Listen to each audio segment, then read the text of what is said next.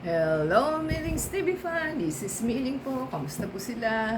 Ano po ang inyong ginagawa? At sana po ay nasa mabuti silang kalagayan at tayo po ay may isi-share sa inyo at dumating po sa wakas. At ito po yung maganda dahil ito po ay kailangan natin lalo pagka may suot po kayo na bestida at hindi po siya babakat. At the same time, tingnan po natin. Yan, kailangan po kasi sanitize natin dahil hanggang pag hinawakan mo po ay kakapit yung alikabok. Grabe. Tayo po yung na-bacteria na germ sa ating pagpa-plants. So, hindi po natin maiiwasan. So, ito po pala ay pinadala kay Lex at sa store ni HS Women's Store.ph po. So, item po natin is Korean style tin section double layer ang ating item. So, ito na po. At nabuksan na natin. Yan. So, kinuha ko po yung size large. Siguro po maliit ang size. Baka hindi pa rin kakasya. Maganda at may plastic po silang separate. So, large po ito. May beige. Ayan po isang beige. Maganda yung tela po niya at silk, parang silk. Parang air dry siya. So, ito po yung yung parang hindi po bumabakat sa harap. At yan po yung pondilyo niya.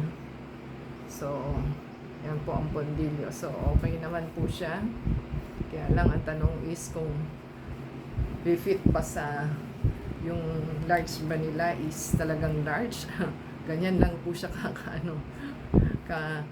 ka-stretch. So, pag ka po, petit, uubra. Pero meron po sila XL.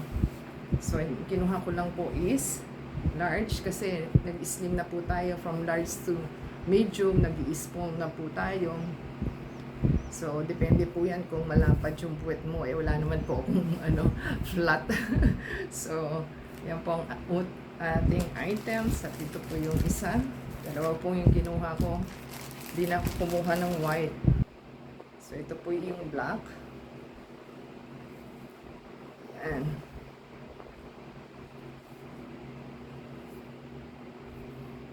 Ganyan po siya. Oo.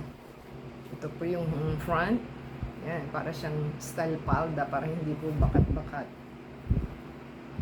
Tapos ang sabi naman ng isa is ibaligtad mo daw po para hindi, ewan ko ano sabi niya, pag meron po kayong napkin, hindi siya tatagos ba, ewan ko, hindi siya makikita. So, yan po ang ating items. So, mukhang okay naman po. Sana lang is magkasya. So, pagka nakabistida ka, kasi may mga bestida po ako. Pero meron naman na po akong mga ganito, kaya lang hindi siya ganon. So, kung nakapantalon ka siguro, naka-short ka, pwede na po ito. Yan. So, yan po ang ating magandang items kasi hindi siya cotton pero silk dry, air dry ang tawag sa kanya siguro. So, happy na po tayo. Kaya lang, hindi pa po natin napipit kung kakasya. Saka po tayo magre-review. So, yan. So, kung malaki ka po, orderin mo na lang is XL. Kapag nangangamba, dapat palang kinuha ko isa XL, to be sure. Yan po. So, thank you po sa ating seller, sa ating delivery guy at dumating sa wakas. Wala pa siyang pang 3 days ba? Or pang 2 days. So, 48 hours ang sabi. So, dumating naman po ngayon. So, give us a thumbs up po. Comment down below sa ating items. Thank you sa seller, delivery guy.